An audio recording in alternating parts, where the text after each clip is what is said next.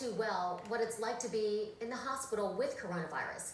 Don Gilmer, just 43 years old, was hospitalized back in July after testing positive. It started with a cough, and before long, he was on his way to the hospital where he was later put into a medically induced coma.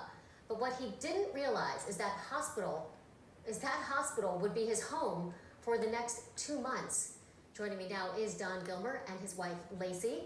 Good to see you both, smiling. Don, so I've got to ask you, first of all, we're happy that you're okay and out of the hospital. How are you doing? And how was this whole experience for you? We're doing okay. Still doing a lot of physical therapy.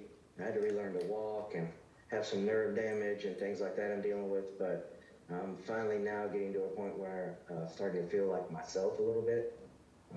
I came home on September 11th, so it's still taking this long just to get to some type of normalcy, unfortunately.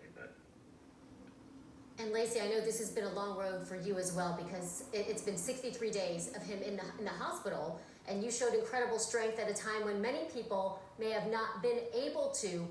One point was, he was on the ventilator, he was put into this medically induced coma, and then you got a call from doctors, and they told you to come to the hospital. What happened next? Yes. So they just told me they didn't know if he would make it through the night, and that I could come up and spend a little time with him, just in case he didn't. So I drove to the hospital, and they let me stay for a couple hours, and I just was there with him, told him that he was doing great, and they were taking good care of him. Everybody there was amazing, so I knew he was in good hands, and just spent some time with him. So. And Don, what did you think? Did you hear her talking to you? I did. Anybody that knows Lacey knows that she has this sweet, tiny little voice. And my father was there too, and talking to me and holding my hands and rubbing on me. But I do recall just hearing her voice, and I really think that turned me around, and it gave me strength to keep fighting and to not let that be my last night. Yeah, I hear that. Lacey, was there ever a point before all of this that you thought this could happen to you and your family?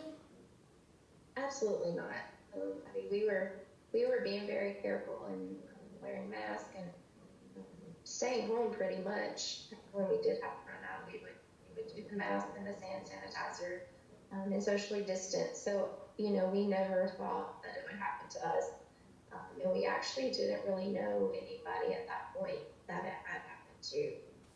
So it was very shocking when he was as sick as he was. Don, were you surprised that you were in the hospital that long? Did you realize what was happening? Obviously not when you were in a coma, but when you finally came out of it, what were you thinking?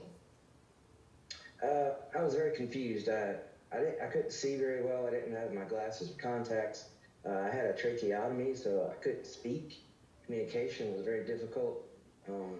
My ears were stopped up from being on oxygen so long, and the left side of my body was really not moving. So, I didn't really know what was happening. All I knew was what the nurses and doctors were telling me, and just telling me to keep fighting, and I was going to recover, and it was going to take some time. And then slowly it got to where I was finally COVID negative, and I moved to a step-down unit. And Lacey was able to come see me after about 40 days at that point. I'll never forget staring out my hospital room door, and I could hear her little feet coming down the hallway as fast as they take her. Just the feeling of finally seeing her, again after that long. So.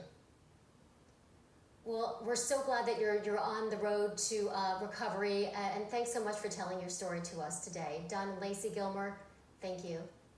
And we'll be right back.